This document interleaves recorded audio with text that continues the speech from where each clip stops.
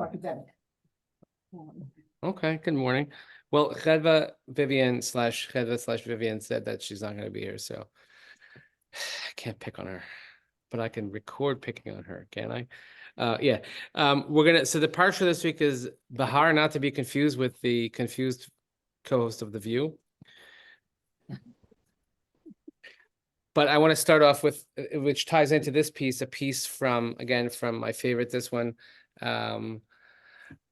Celebrating Life. I was actually at the RCA conference yesterday, and so the RCA is publishing. I mean so Magid Books and Koren, they set up a table there.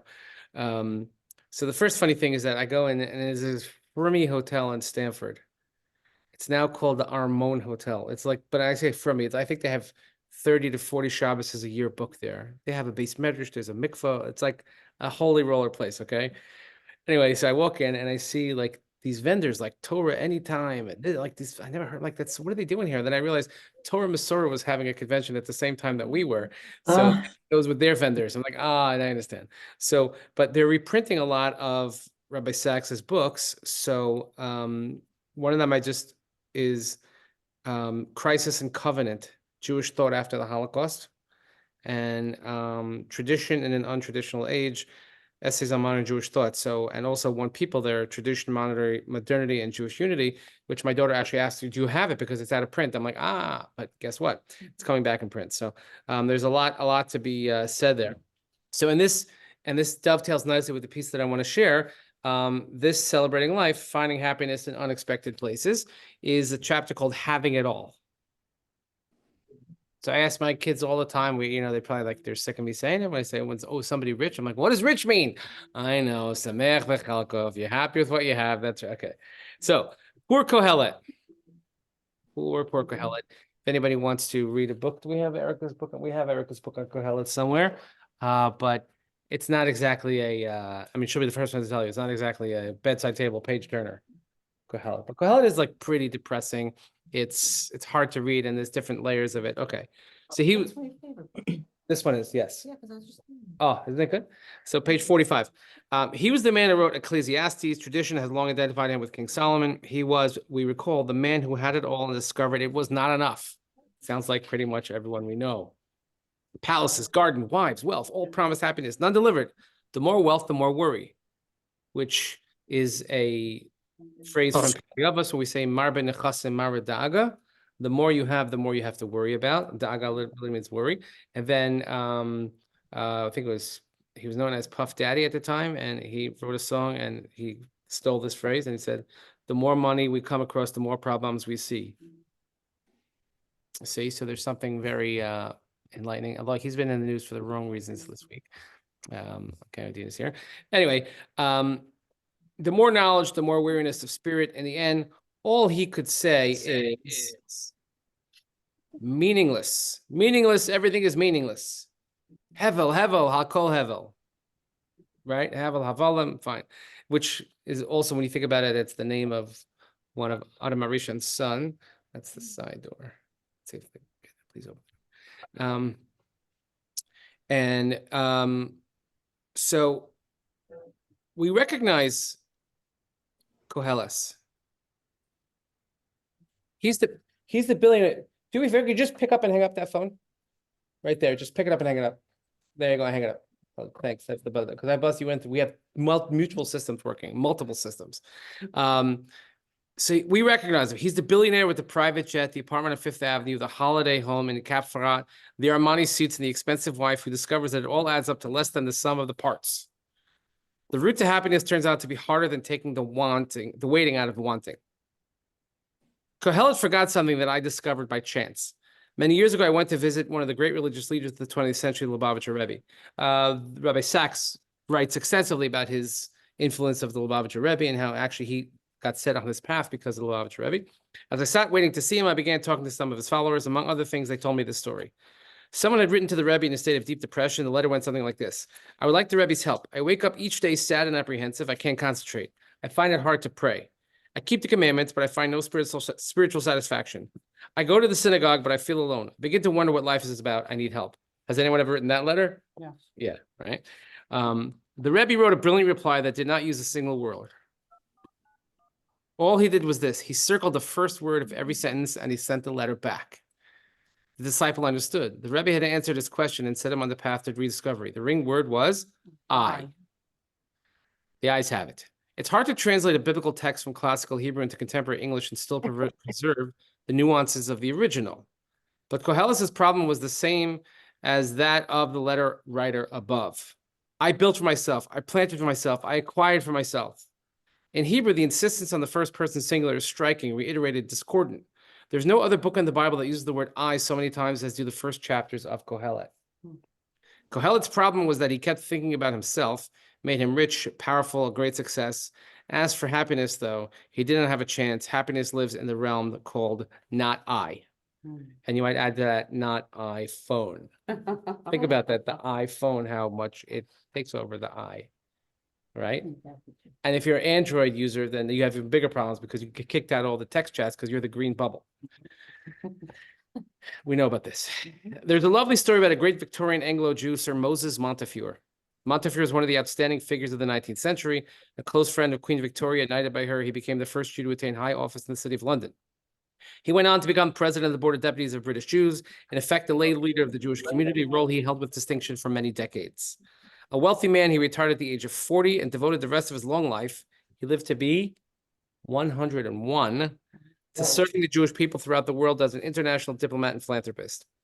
He built the first almshouses in Jerusalem and the windmill overlooking the old city. We've all been there. You go to Yamin Moshe, by the way. Yamin Moshe is called for Moses Montefiore. It's actually the first development in New Jerusalem ever after the old city. It's the first part that was overdeveloped.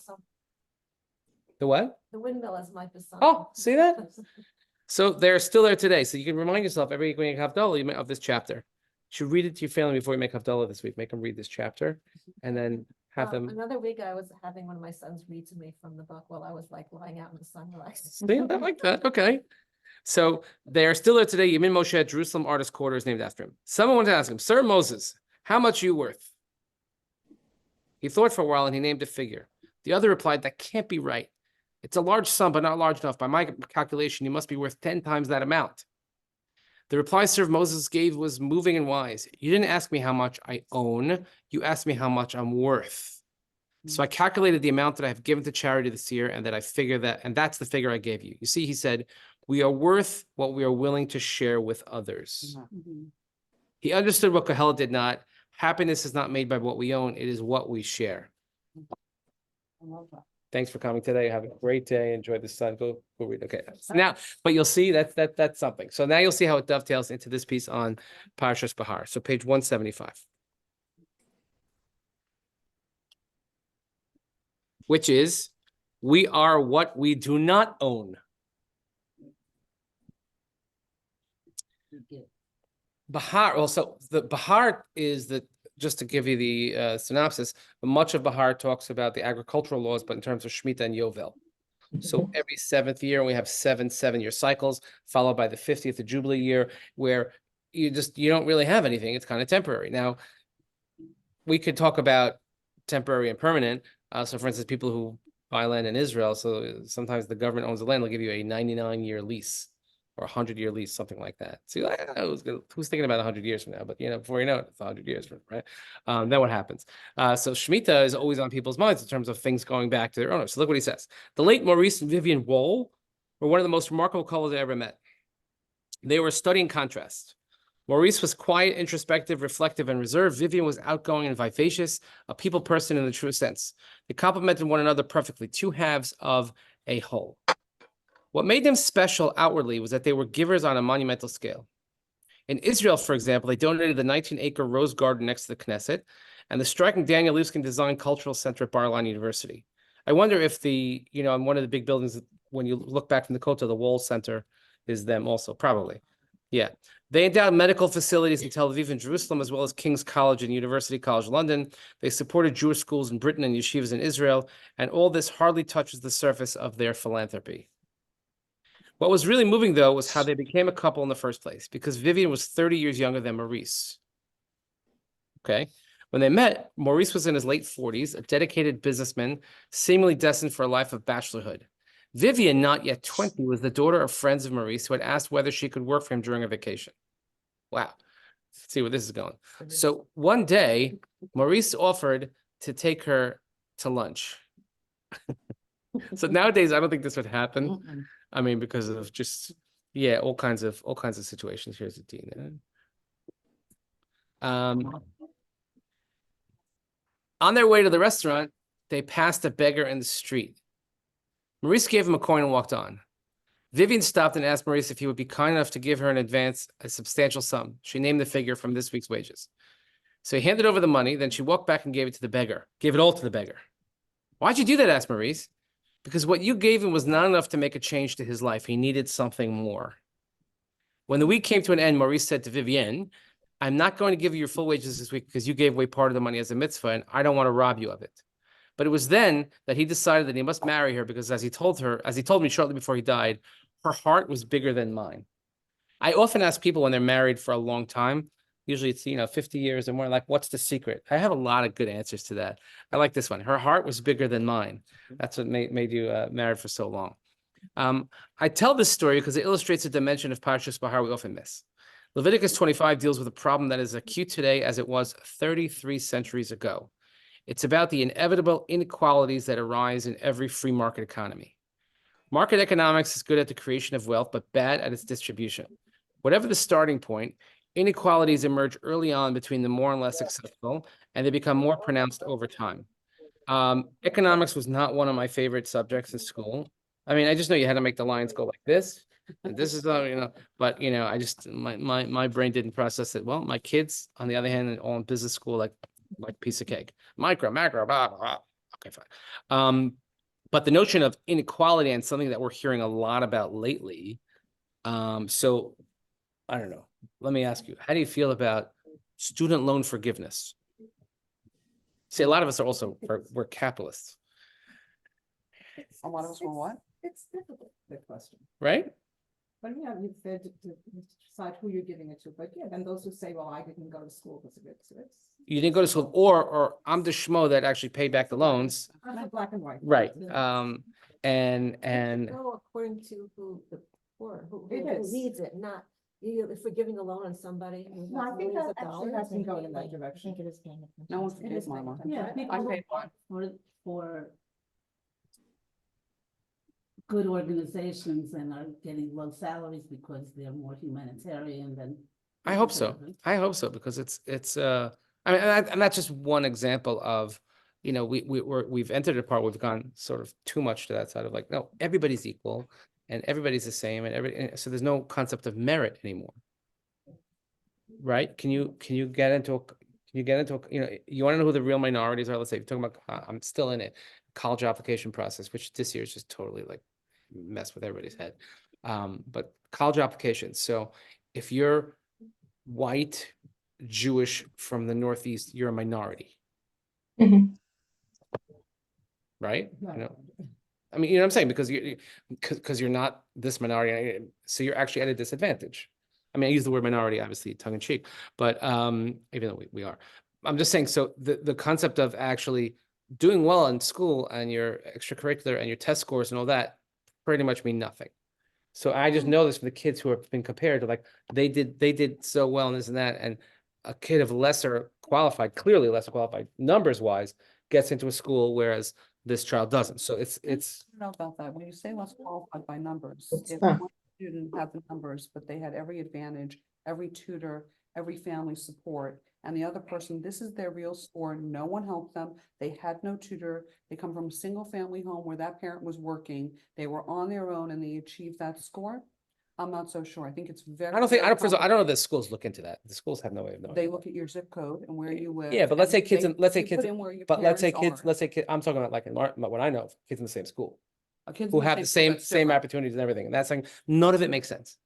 Oh. This is now my fourth round of it. Nothing makes sense. None of it. Nothing makes sense. None of it makes Sure. sense. And because the guy who's looking at your application, if he spilled his coffee that day on the way to work and he's having a lousy day, it could be that, and he's looking at your kid's application. Who knows?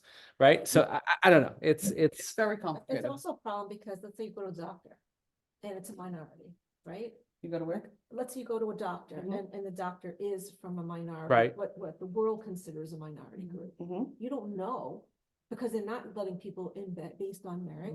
You don't know if that doctor got in based on merit and knows what they're doing, or they got in because of this.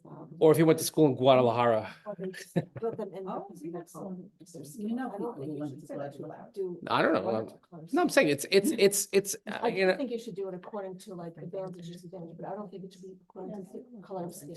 So we talk about equality and economic equality, and we'd love to have like, but we're not, so we're American, we're not communists, Mhm. but we do believe in equality. So, we have to kind of find the huge gray area in the middle of that.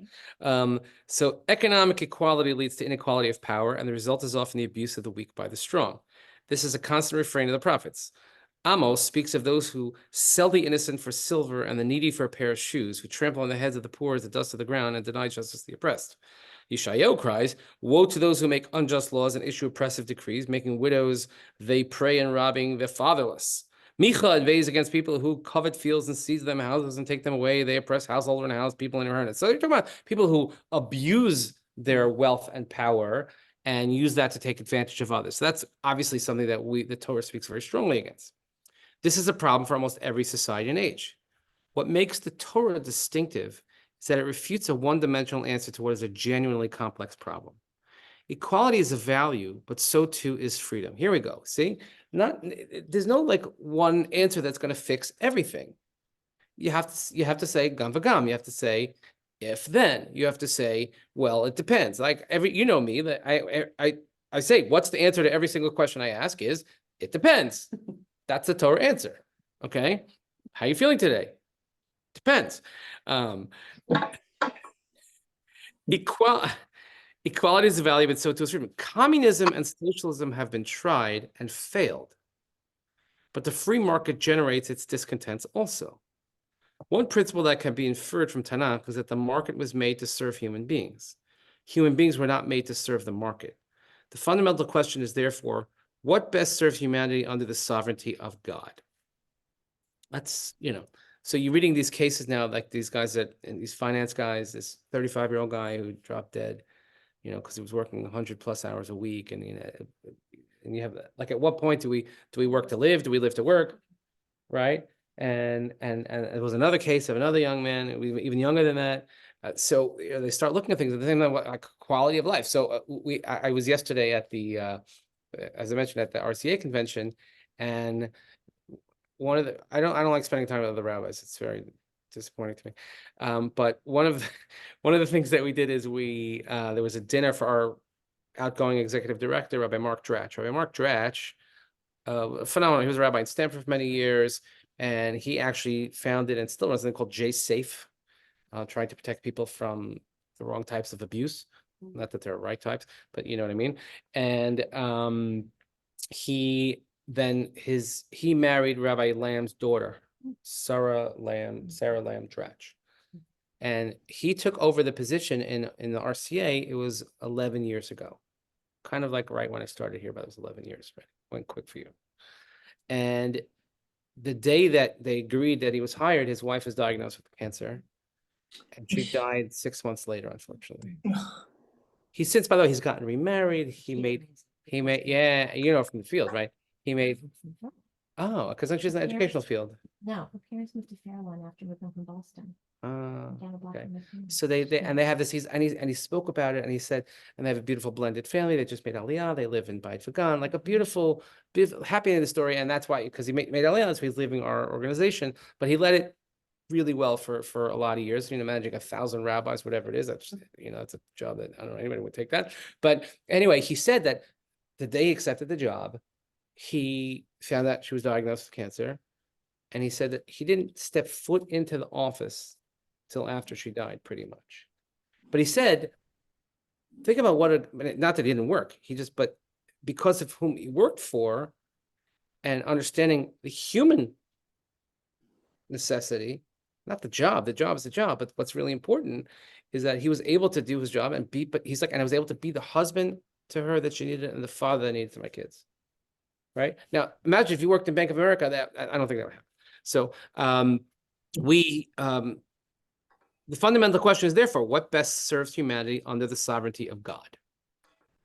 A careful reading of Parshat Behar reveals that the Torah's approach to this question operates at three completely different levels: political, psychological, and theological. The first level is simple. Parshat Behar proposes 2 cycles of redistribution, Shemitah and Yovel, the 7th and 50th year. The intent here is to restore a level playing field through a combination of debt remission, liberation of slaves, and the return of ancestral land to its original owners. This is a way of redressing accumulated inequalities without constant intervention in the economy. That's the political dimension. Now, how that actually worked and when it worked, I don't know. I don't know. But we do know today, even though it's not the Oraisa anymore because we don't have the Beis HaMikdash, but we think we have the right count. So we know when we have Shemitah years. So in Shemitah years, people who are observant, they don't work their fields. And there are different halakhic workarounds. You could sell it to a non-Jew, something called, it's called heter mechira, or we have otzar based in. A lot of people, percentage like how many do have to be Of the people that observe Shemitah versus those who do other methods? Or people you think versus the whole population? But people observe Shemitah, I don't know. I'm sure there are numbers. Rav Rimon wrote a wonderful sefer on Shemitah. Everything he writes is wonderful. He actually he's a scholar in residence at our convention. He's there, right now. So he spoke to us yesterday, and I share with him, there was an article in the latest issue of Jerusalem Report. He's on the VOD, and it's just funny because his English is pretty good for an Israeli rabbi, but he was struggling to say the word pharmaceutical. But there's a pharmaceutical VOD of doctors, and he's the rabbi to kind of guide them in the ethical department of that. And he said it's the heaviest, weightiest thing he's ever done in his life, and he's done a lot of things.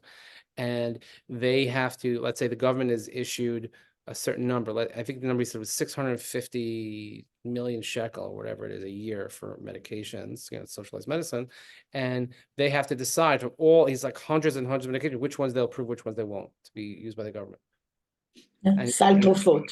Yeah, and it's gut wrenching. And he said he was giving a shiur one night, and the knock at the door, he thought it was Mishulachim, but it turned out it was a whole group of people, and they have this very weird genetic odd disease called Duchenne's, and they have this medication. The medication costs 100 million shekel or something, whatever. And he's like, and I had to say no. He's like, but it was excruciating. So I'm saying he would know the Shemitah statistics. He's such a sweet, adin Talmud Chacham of a person. He's just unbelievable. I think I have to bring him here. He's really special. And if you can get your hands on anything that he writes, and he does a lot of stuff that's published in English as well, if you want to start, I would recommend if you go on his website called Sulamot. I think you could actually get it here in America. You could have it shipped to America. Sulamot, Sulmaot, and they publish a birkon, a bencher. It is the best bencher I've ever seen in my life because it has candle lighting, the benching stuff, and there's mirrors, but he has such great explanations and brief halachic explanations of what to do if. It's really quite done quite well. He doesn't need my approbation, but if you're looking for something, let's say to enhance someone's Shabbos table, I would highly recommend that. If you remind me, I'll bring mine in next week and you can look through it. Okay, so that's political. But again, I don't know how it worked. Like the 40-90, they do it 2 years in a row. They did Shemitah, and then again they had a Yovel. So it's what really happened there? I don't know. I don't allow myself to go in those places because it hurts my head. The psychological dimension is what the French revolutionaries called fraternity. Frat row. 10 times the laws in Behar use the word brother. Achicha, do not wrong your brother. If your brother becomes poor, the nearest redeemer shall come return what his brother has sold. This is sound evolutionary logic. We know from the word of W.D. Hamilton and others on kin selection that the most basic driver of altruism is the family. We make sacrifices most readily for those most closely related to us. Now, I don't know who W.D. Hamilton is, and I feel like I dope every time I read this because I'm like, oh, he's quoting it yeah, everybody I'm like, WD is that the guy who invented WD-40? I don't know. I'm such a simple person. Is he the guy in the play? The guy when I was in the room where it happened? That Hamilton? No, okay. So, but this is a great line though. But it has two sides to the sword. the biggest driver of altruism is the family. There's some people in your family you'll do anything for. And there's some people in your family you'll do nothing for. As a matter of fact, you'll do the opposite. Right? No, you don't have that in your family? God bless you. You're no. Okay. Because every time I do a life cycle event, I have to ask like one of the first few questions is like, where's the Bruegas? Like, where's the fight in the family? And there usually is one. Like, That doesn't mean you it's- want to do anything for them anymore. yeah, well, yeah. I mean, I've seen some crazy stuff over the years, and scratch my head. But it's not. In other words, as much as you love someone, that's how much you could hate someone because it's family. Rabbi Wein always say to us, "There's no fight like a family fight." Okay. That, in no small measure, is why, from the beginning of Jewish history, Jewish story to today, Jews have thought of themselves as a single family, descendants of Avraham, Yitzchak, Yaakov, Sarah, Rivka, Rachel, Leah. It is one thing to legislate altruism through such institutions as the 7th and 50th year. It's another to frame a society in such a way as to make people feel bound together in an unbreakable bond of shared responsibility. Hence, the narratives of Genesis focus overwhelmingly on the people of Israel, not as a nation, but as a family. Law and narrative here go hand in hand, because the entire Jewish people is a single, vastly extended family. We must help when one of our brothers or sisters becomes destitute. This is ethnicity in the service of morality. Now, I don't need to explain this to you because we saw this and we are seeing it live in action right now. If you look collectively what the Jewish people did for the Jewish people since October, it's just absolutely astounding, mind-boggling, and inspirational. Where we never would have reached out to somebody, I don't know, just to say hello, or I would never have given money because someone knows somebody who knows somebody and said like to help out, because you got kicked out of your house. Like, it's unbelievable. And the amount of chesed that was done, I feel like the chesed points that we've accumulated and that we're continuing accumulating, it's probably not as fierce right now as it was back then, but the amount that we're accumulating in the last 6-7 months is probably something that could carry us for generations. But does it The go out Jewish the window people. when you turn on the TV, you see what's happening? With the infighting starting again. Yeah, but what- thank God it's that's not. I mean, so again, that's our job. Our responsibility is to figure out how to make sure that doesn't happen again to the levels that we saw before October. It's still. I would say that still you probably have a huge percentage of Israel still united. Disagreements here and there. That's just Israeli. Yeah. Yeah, for sure. I mean, when I saw the first people that I saw who set up shop because they had the infrastructure to do so was Achim Leneshek. Achim Leneshek, we're telling everybody to leave the army and leave the country, and then all of a sudden they're the ones that are setting up these makeshift stores, and then for the soldiers, they turn the switch one way, turn it the other way. It was amazing. Finally, though, and most profoundly comes a theological dimension.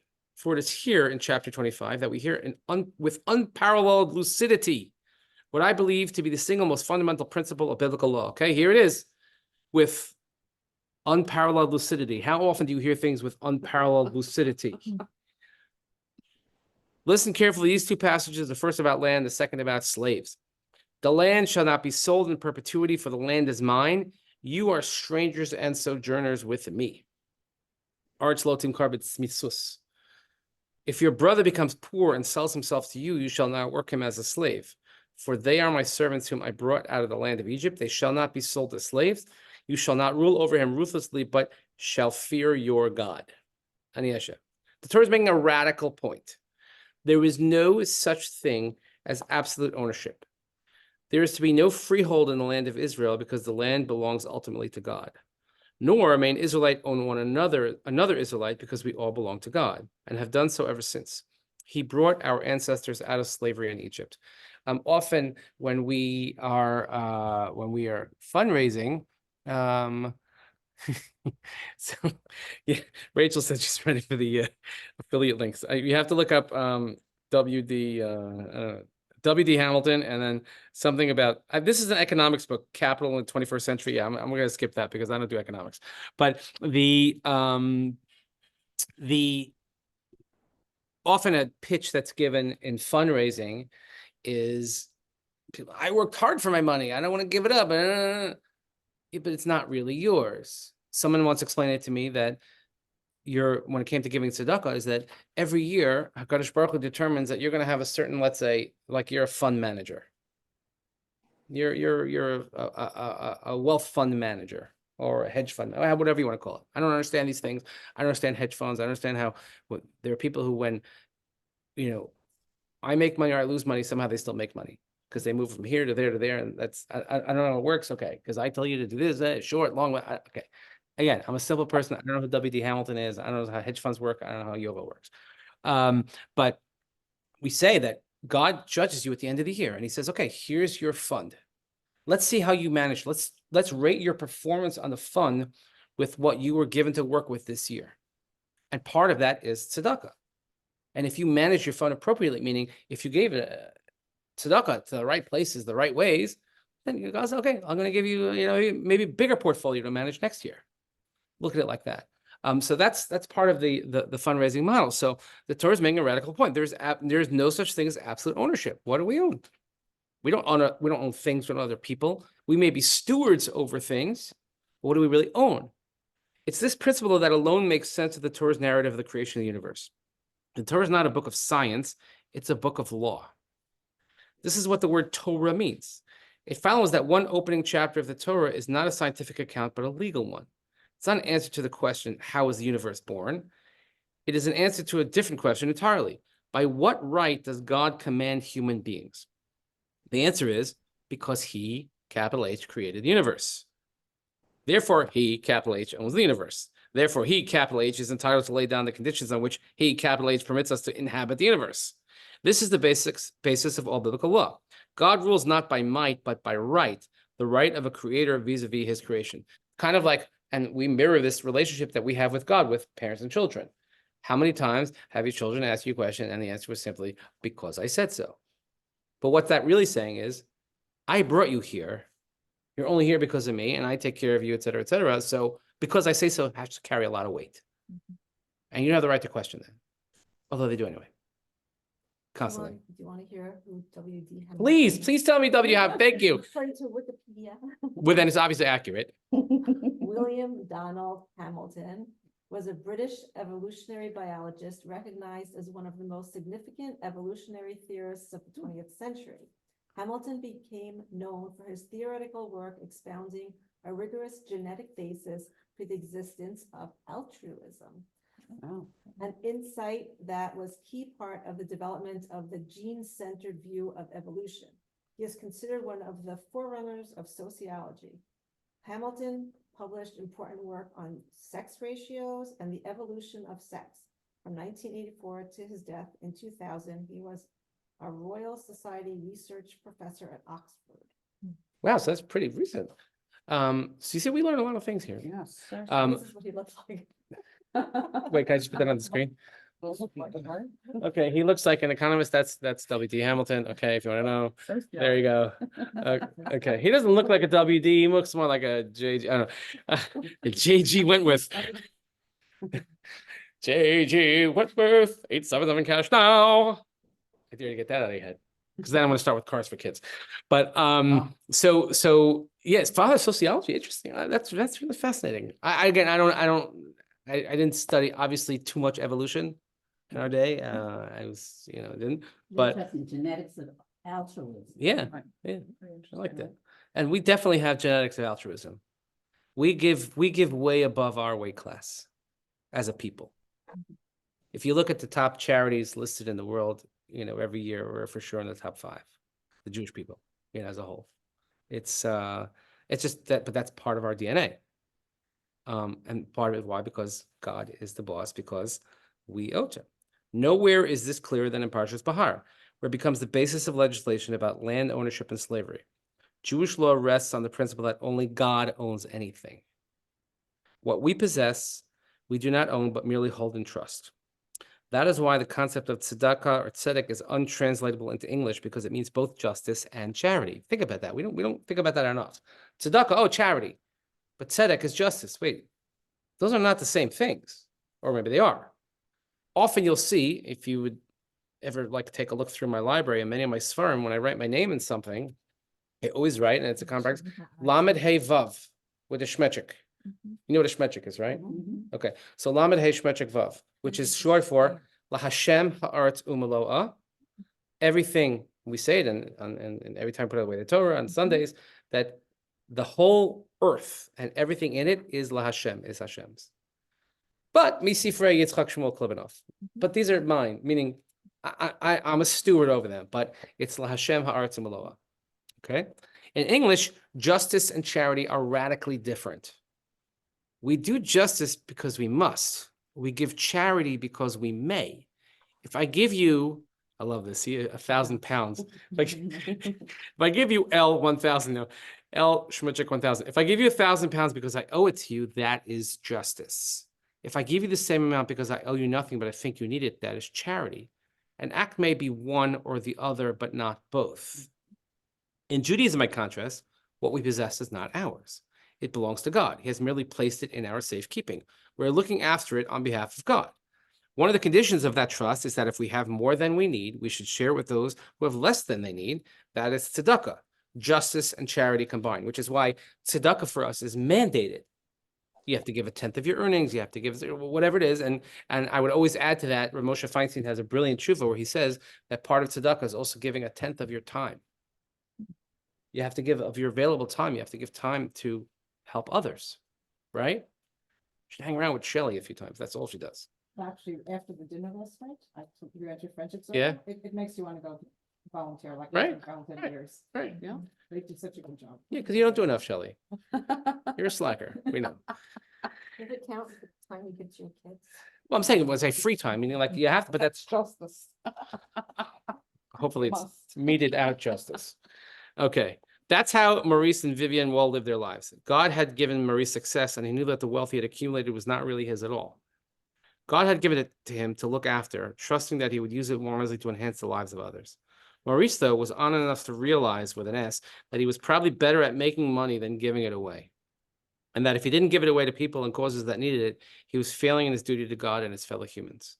That's why when he met Vivian and saw how sensitively she understood the needs of others and how willing she was to make sacrifices for them, he knew he had to marry her. So throughout their almost 40 years together, they used the blessings God had given them to bring blessings into other people's lives. It was a privilege to know them. That's a great thing also, that someone to be self-aware like that. Self-aware and willing to make yourself vulnerable and say, but that's the whole idea of marriage, right?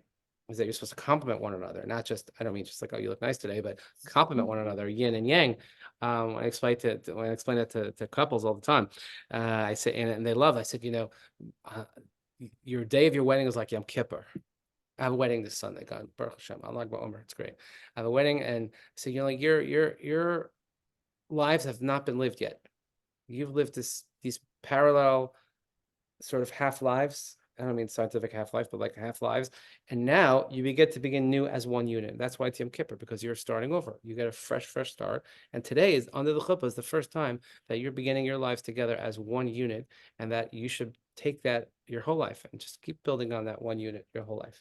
And that's the beauty of a chuppah, and the beauty of Yom Kippur, the chuppah. I don't fast. I don't like, don't worry about the fasting, but okay. But that's the meaning of it. I also tell people when I get it that you want to daven under chuppahs. It's very nice to daven for people under chuppahs, but please don't look like you're having a heart attack under there, like, or make what I call the constipation face. You know, when the davening, like, come on, like, I say, please enjoy one another under the chuppah. Be in the moment. Forget about everybody else. Be with one another, and don't. Like, it's nice to daven for people. Like, be there for yourselves also.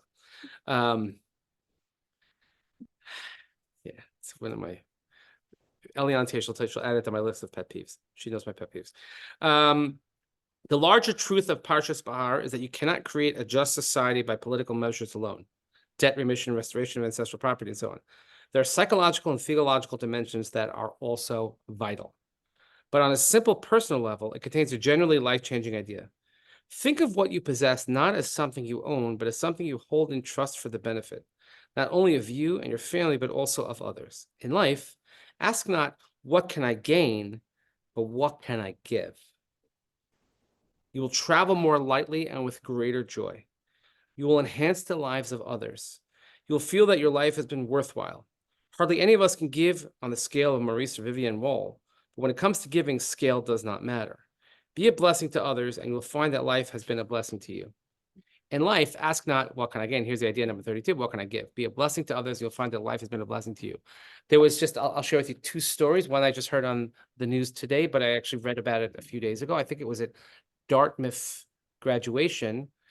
one of the billionaire benefactors or whatever, maybe he was the keynote, and maybe not enough people walked out on the speech, but he said that there's a truck and every graduate was being gifted an envelope with $1,000. Okay.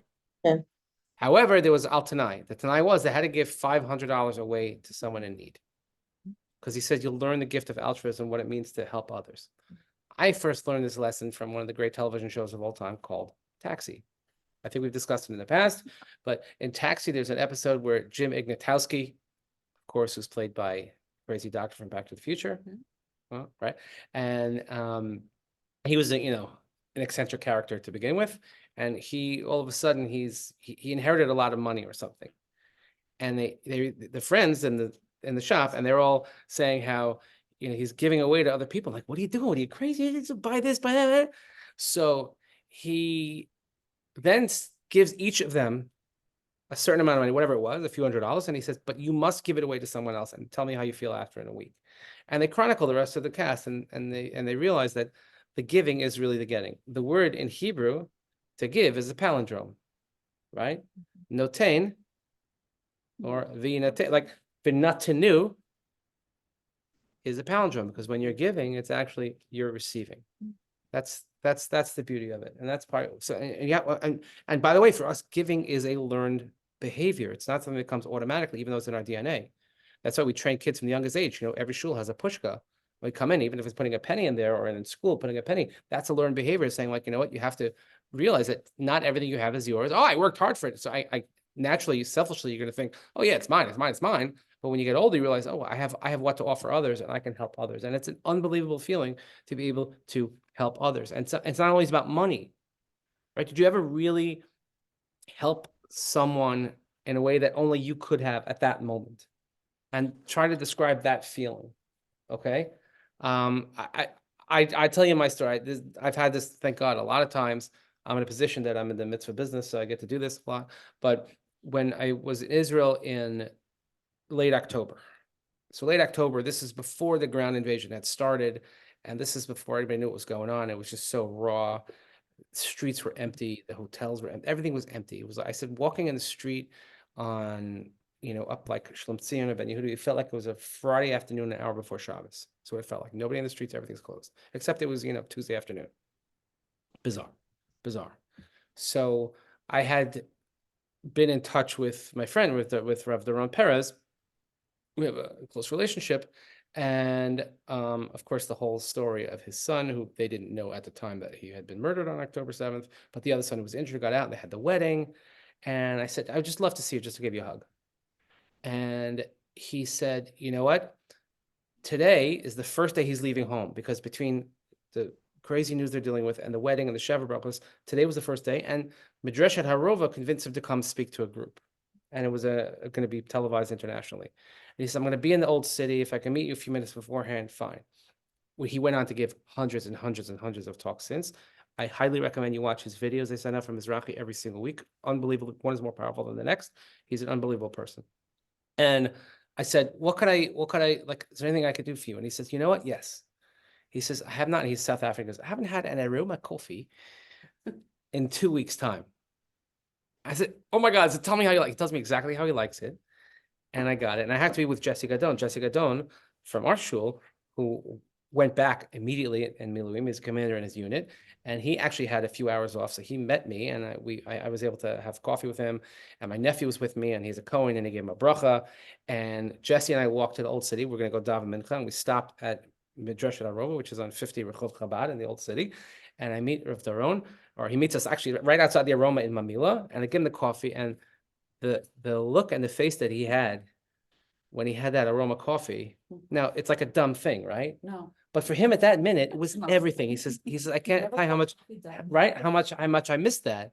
So when that happens, you realize it's not about what we have. But sometimes just being there for somebody else. It's like giving somebody a hug when they need it, or just the surprise person that shows up at the shiva that you never expected. Like, oh, I didn't think they even knew who I was. Like, it makes a big difference. It makes a really, really big difference.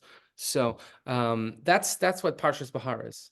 He says, is that it's not, right? I'll read the message again. It's not what can I gain, but what can I give? Be a blessing to others, and you'll find that life has been a blessing to you. Because we worry so much about what did I get, what did I deserve, I didn't. A gazillion percentage of the complaints that I get in my professional life is I didn't get this, or I didn't get that aliyah, or nobody ever complains says I didn't give enough to the shul. I didn't come enough. I didn't learn enough. No, I don't get those complaints. It's all like what was Magieli? It's a big ill of our society today. Is a lot of people think everything is Magieli. It's coming to me. I deserve. I'm gonna sit back and entitlement, right? Dealing with younger generation, especially like I've been here 3 months. Where's my promotion? Where's my title? Okay, so we have to kind of find a way to. I think hopefully the tides will swing back a little bit. I think in some places now, let's say getting rid of their DEI departments, Baruch Hashem, because that's like a big ill of our society. Diversity, equity, and inclusion. It's a big problem in a lot of places. Okay, and whatever you want to think about that. But I'm just saying, if everybody's a winner, then nobody is. If everybody's special, then nobody is. If everybody gets a trophy, then nobody gets one. Sometimes it's about forget about what I'm getting. What is it that I'm giving? And that's what we train our Jewish families are very much about that. V'natzanu. Giving is coming back to you. You want to get? Give. Volunteer. Do something, right? My wife's grandfather, Zechron Levracha, Moshe's namesake, Moshe Yehuda, he would say, you're looking for a hand? Look at the end of your arm. He would say. That's what you want to do. So that's again, I just love this. One lesson is just more beautiful than the next. And the way he could just string simple words together, and also not so simple words, like the most fundamental principle of biblical law is unparalleled lucidity. These 2 psukim, okay? So he does say things with unparalleled lucidity and Baruch Hashem. So I just hope that, we're bringing a more attention and certainly more Ilin Neshama to Rabbi Sachs, but what he brought to the world. It's something that we could just really, really appreciate. So have a great Lag BaOmer, and please be safe with your bonfires. תודה רבה. People's advice.